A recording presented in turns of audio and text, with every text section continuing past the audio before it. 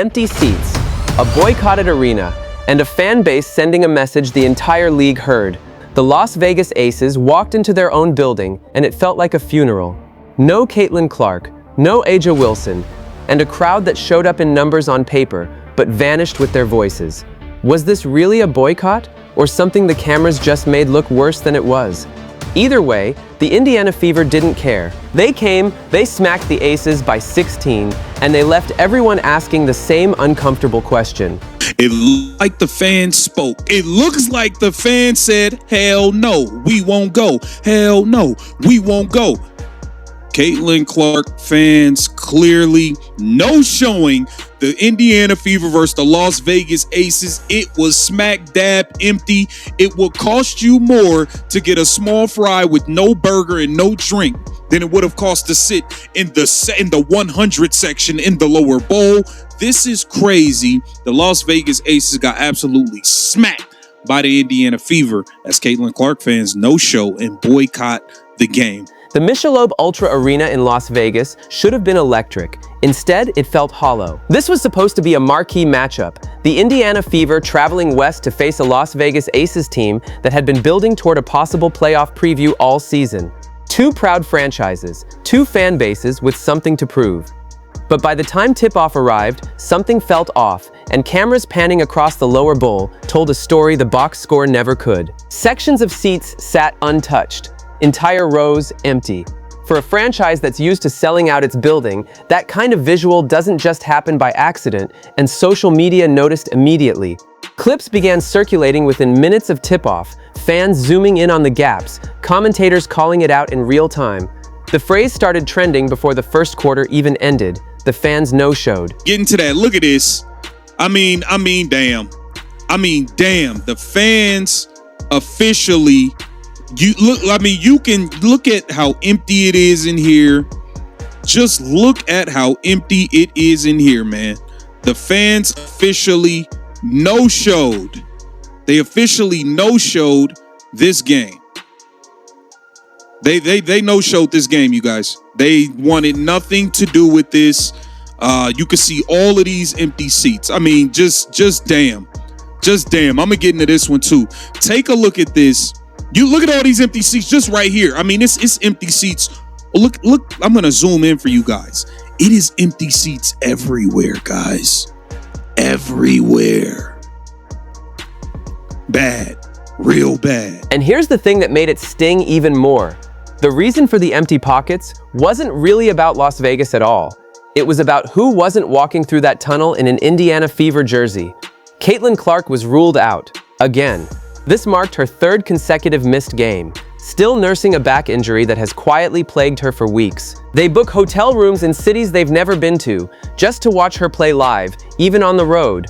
So when the injury report drops and her name isn't on it, something changes. Plans get canceled, flights get refunded, and arenas that would otherwise be packed with traveling fans suddenly look different.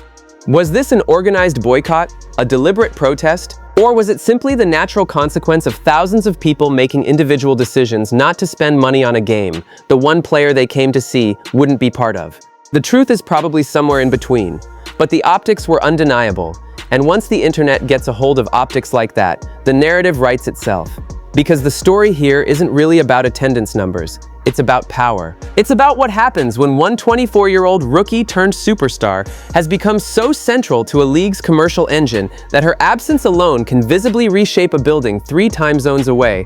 Nobody saw that coming when she was drafted first overall back in 2024.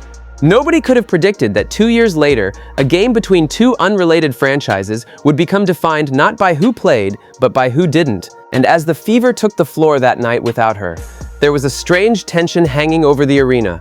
A game was about to be played, a very good one in fact, but the loudest story of the night had already been told before the ball was even tipped. Here's where things get genuinely strange, and where the real controversy of this night begins. Because according to the official attendance report, the Michelob Ultra Arena recorded 17,796 fans in the building.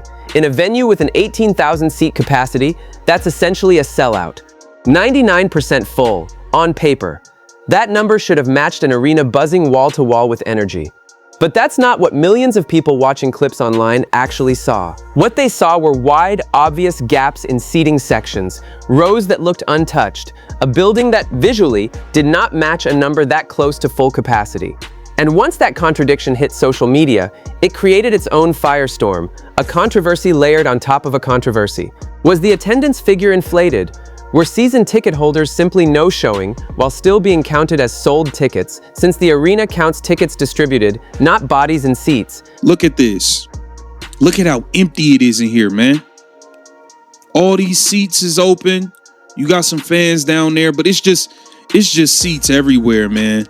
The fans officially no-showed. They no-showed. Look at this.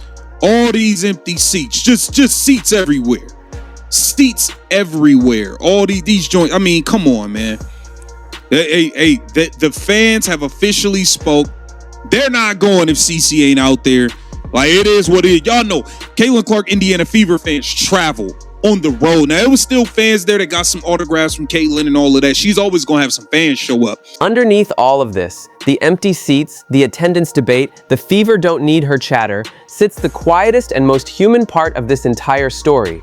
CaitlinClark herself, watching from the sideline for a third straight game, absent from a moment that, in many ways, was built entirely around the idea of her. Clark has dealt with recurring back issues stretching back before this season even began, and the Fever's medical staff, along with head coach StephanieWhite, have been notably cautious in how they've handled her recovery.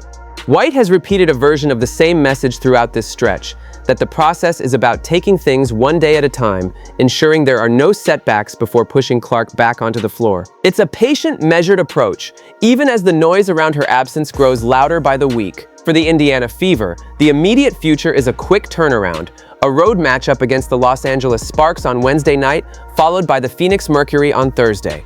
2 more chances for this supporting cast to either validate or dismantle the growing "we don't need her" narrative currently swirling online. Kelsey Mitchell and Aaliyah Boston have carried this team through a difficult stretch, and however you feel about the noise surrounding Clark's absence, their production has been undeniably real. The bigger question is what happens the moment Clark is cleared to return.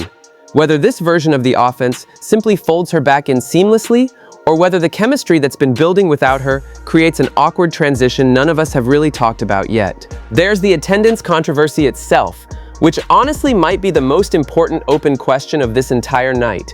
Because if fan bases really do have the power to visibly empty out an opposing team's arena based purely on which player is or isn't in the lineup, that's not a one-game story. That's a structural shift in how this league operates commercially. Both teams will get their all-stars back on the floor together on July 25th in Chicago. Clark, Wilson, Mitchell, and Boston, all under one roof for one night. A temporary pause on rivalries and roster debates in favor of celebrating the very players driving this entire conversation. It'll be, in some ways, the perfect reset button. But resets don't erase questions, they just delay them. Because underneath every stat line, every viral clip of empty seats, and every quote about leashes and patience, this entire night boils down to one uncomfortable, fascinating truth. Women's basketball has entered an era where a single player's absence can be louder, more controversial, and more consequential than almost anything that happens on the court itself. So here's the question worth sitting with. If a fan base can empty out an arena from 1,000 miles away just by staying home, what does that say about where the real power in this league actually lives? Is it with the front offices, the coaches, or is it, quietly, entirely with the fans themselves?